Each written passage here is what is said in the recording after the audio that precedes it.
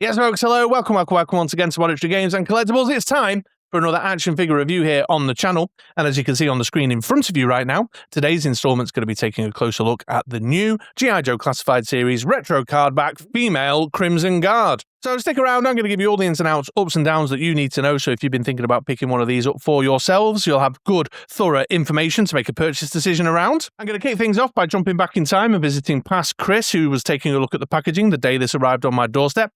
Then we'll get into the figure herself, talk about the aesthetic and the visual experience, talk about the articulation and posability, have a rundown of the accessories and weigh up whether they're added value, pop her next to a couple of other G.I. Joe Classified Series figures to see how she fits in with the line, and then take a nice 360 look of the figure all told so that you can get a look at her all around. And with that said and done, you should have plenty of information to know whether this is a figure you want to crack your wallet or purse open for. So let's get into it and let's jump back in time, take a look at the packaging the day it arrived on my doorstep. Here we go. Okay, folks, well, here is the Female Crimson Guard in packaging, and you can see it's the standard retro classified setup with the figure being shown off with all the goodies in the blister, then the card with the big artwork, obviously drawing very heavily on the old school Hector Garrido style with the little explosion in the background. That's not too bad. It's not as egregious as some others as we've seen, but the proportions still look weird. Look at the legs going up to the body there. Very peculiar. G.I. Joe logo across the top, Cobra enemy, all the usual kind of goodies. Then on the back, we got the kind of file card with the character image, several different languages with the biographical information, the cross promotion to the other characters in the line, the legal bollocks and malarkey across the bottom. If anyone's interested, that's the sticker from the importer, because the retailer I use over here gets theirs from Hasbro Hong Kong presently. That's going to change soon, but there we go. And that's it. You know, not a lot to report really with retro card backs, because the retro are on card back. They don't have all the additional kind of stuff that you cover on a larger mainline box. So I'm going to crack the Female Crimson Guard open, get good and hands-on, get some Manchild playtime in, pose her up, do some displaying, check her out against some other figures in the line, take some photos, put her in some dios, you know, all that good stuff. And while I'm doing it, I'll jot down some review thoughts. So stick around. Future Chris is going to be with you in 3, 2, 1. Moving on to the aesthetic and the visual experience then, folks, and here is the Female Crimson Guard quick head-to-toe look. Raw as she came out of the packaging, no accessories or anything on her there. And as we can see, they've gone with the silver faceplate look to keep her in line with the male retro card-backed version of the figure, and also to lean into the silver faceplate that's kind of more commonly associated with things like the Sunbow cartoon. The red in the uniform design as well is much more in line with the red from the retro cardback male as well. The mainline one is a darker red. You know, the black face-plated one is a darker red. However, there's no two ways about it. At a glance, you can see and recognise straight away that iconic G.I. Joe Crimson Guard look is present and correct. I've always had a soft spot for Crimson Guards. Not only are they that iconic character look, that visual that we know and associate with the G.I. Joe line, but also the Crimson Guards featured as a kind of core villain many times in the Action Force comics that I used to read that got me interested in G.I. Joe in the first place.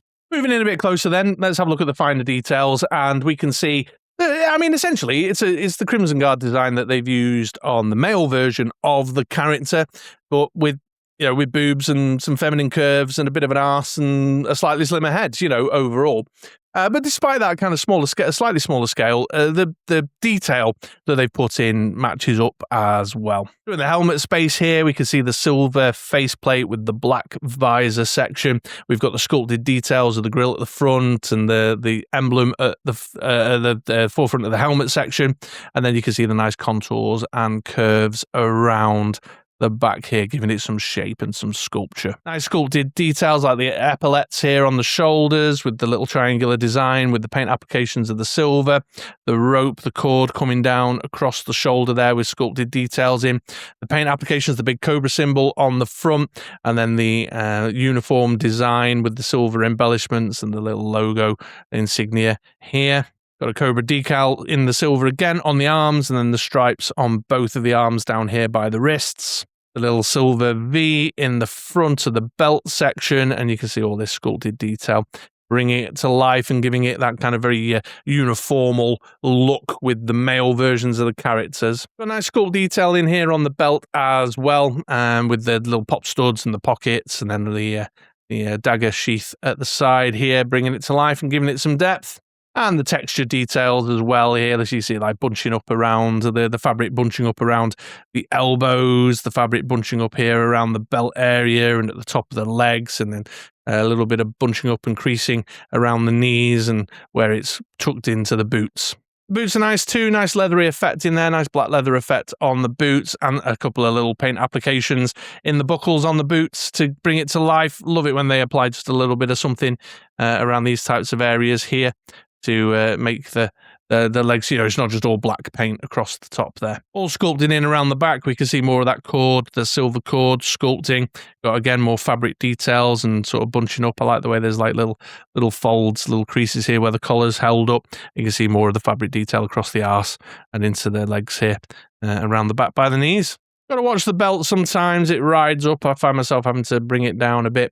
And when you start adding the pistol into the holster and the knife into the sheath and the sword plugged in at the side, it gets a bit busy around the middle there. But, overall, you just got to keep an eye out for that when you're about to take a photo and kind of bring it down and make sure that it's positioned nicely across the waistline. Got the standard kind of symmetry that you see a lot with G.I. Joe Classified series as well. The black gloves, the black boots, the way the silver comes together makes it nice and easy on the eye, very attractive to be looking at. And that flash of red with the silver on it really has shelf presence, really stands out.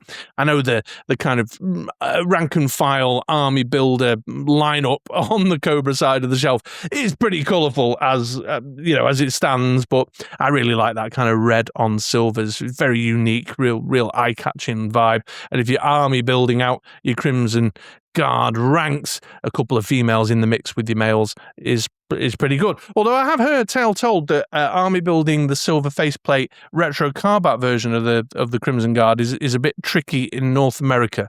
Someone let me know in the comments down below if that's the case. There's still a few over here in the UK. I see them about now and again.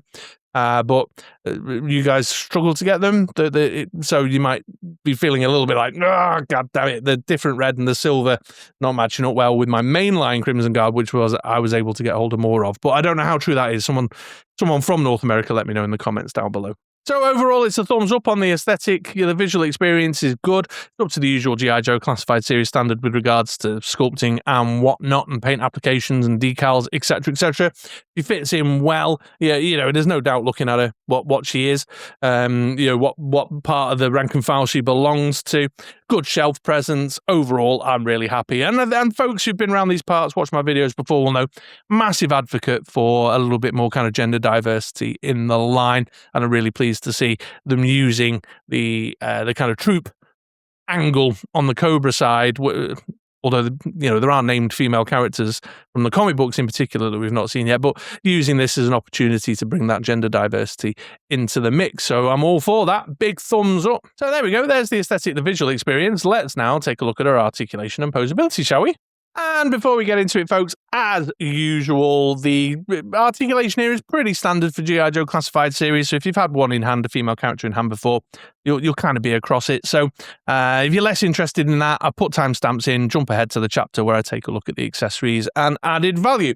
However, if this is the first G.I. Joe retro cardback figure review you've seen, or you're interested to know whether there's any particular quirks, stick around. I'll walk you through it, and I'm going to get started up top with the head. And it's the ball at the base of the neck, ball in the base of the skull. She's got really good down, but her up's not fantastic because of the way the helmet cut comes across the back of the neck there. Full 360 all the way around, and then lots of movement, tilt, swivel, shifting, and such like in the head and neck area, so lots of manoeuvrability there. Moving down into the shoulders, it's butterfly joint, peg, and hinge on the shoulder area here, so you can shuffle back and forth, you can go around full 360, and you can tear out like so. Got a swivel there at the top of the bicep and tricep. Pinless double elbow that'll get you up to there.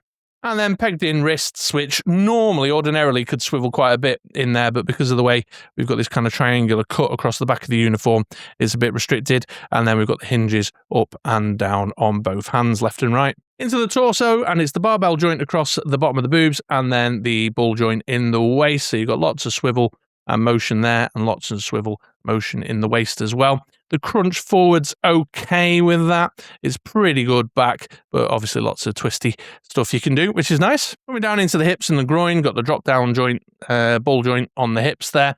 So you can come down a little bit. You got forward up to there. Russian ballet splits out to there. Swivel at the top of the thigh.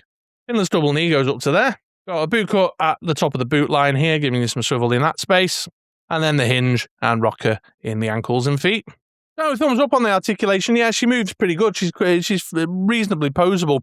And she's, as you can see, she's a good independent stander, which, you know, when it comes to the retro card back G.I. Joe classified female figures is not, well, in fact, any G.I. Joe classified female figure, they're not always great independent standers. And actually, ironically, I find her male brethren in the guard sort of tricky independent standers. But no, she's doing all right. Yeah, she's good.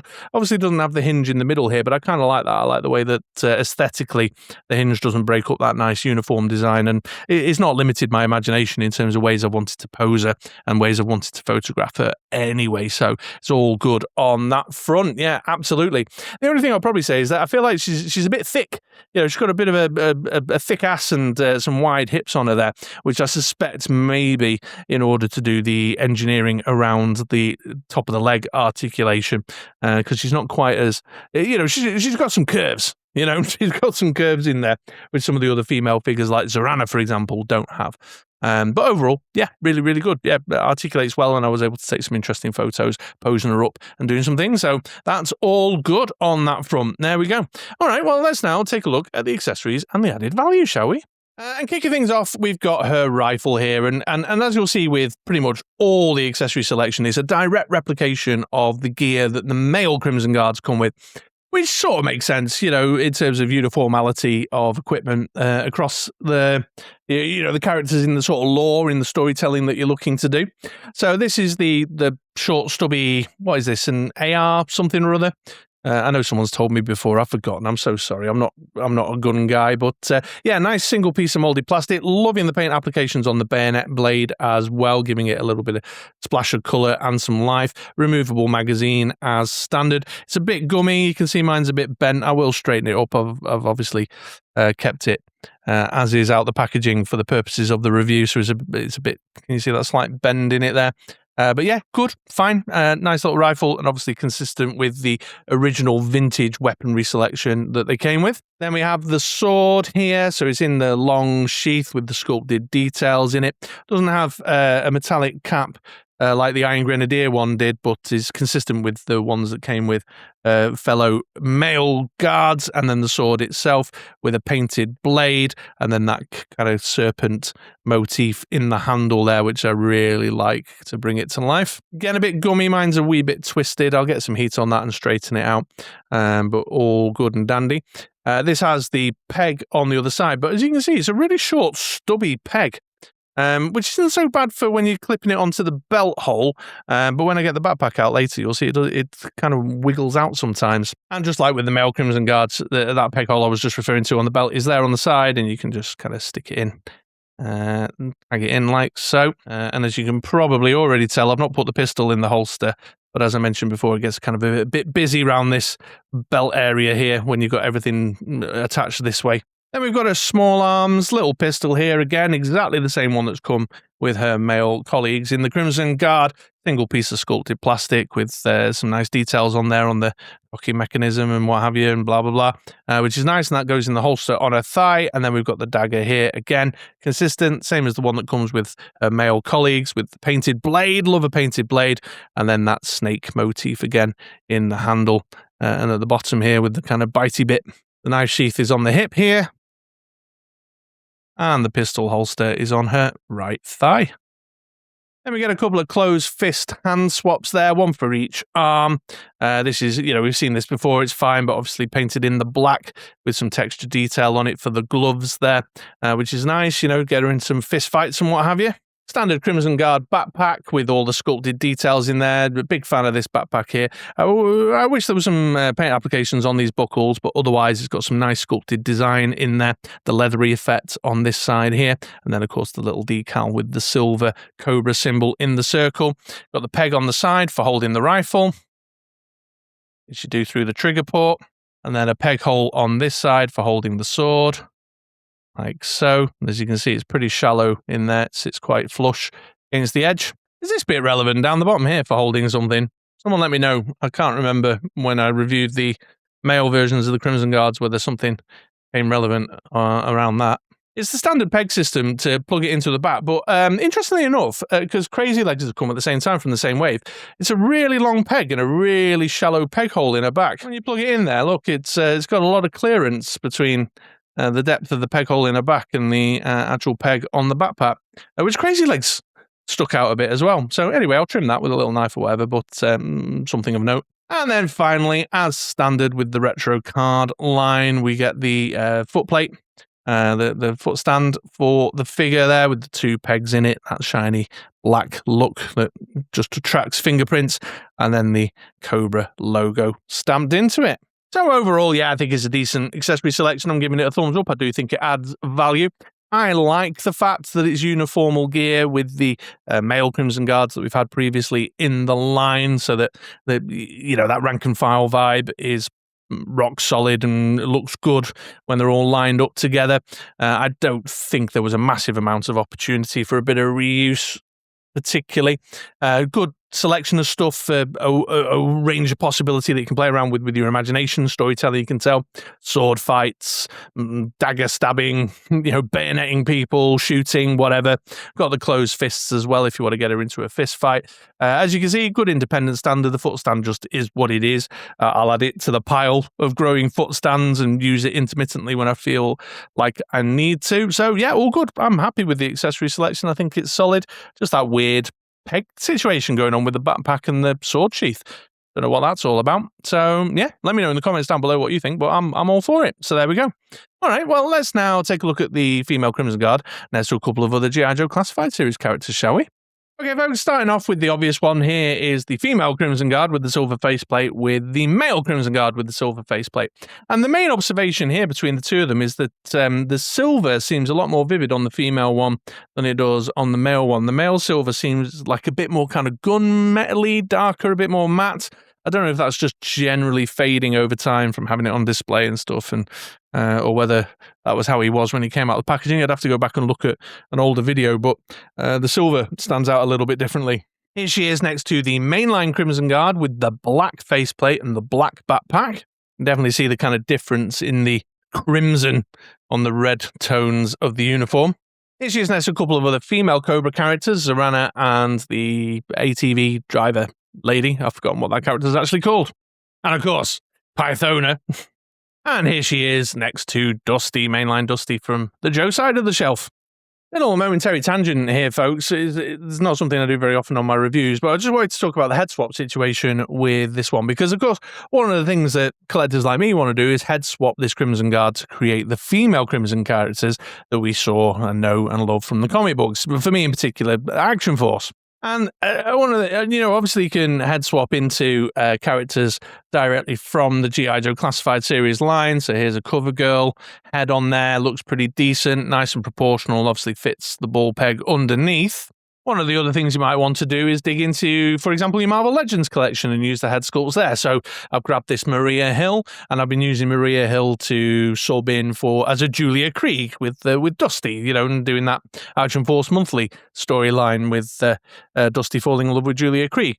But the main issue is that your Marvel Legends, they're still using neck hinges, and so they've got the wider kind of mushroom-shaped peg there, which means the chasm in the base of the skull is a lot bigger, and they sit quite loose, and also they seem to sit quite high on the neck and looks a little bit not right. If I grab my, who's this now? This is, what's her face? Husk? Is it Husk's alternative face? Or is it one of the White Queens? Anyway, pop that on there. And it looks all right. Looks okay, but it's a bit loose and wobbly. One of the better examples to illustrate my point is this Black Widow head. You can see it's really loose on top and sits really high on the neck. So you have to kind of take your photo from a sensible angle to get it done, So here we go, folks. Here's the female Crimson Guard going around on the turntable and get a nice 360 view of the figure. I'll offer up a few final thoughts while you're eyeballing that.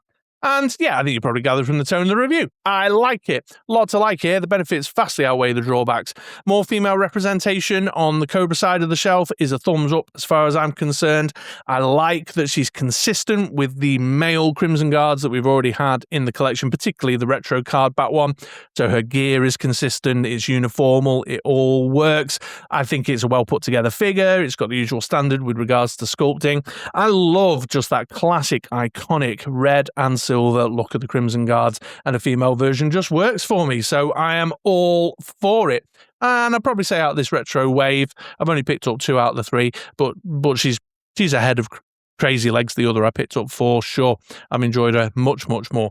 So there we go. Okay, well, hopefully you found this useful. If you've been thinking about picking one up for yourself, I've helped you make that purchase decision, helped you make your mind up.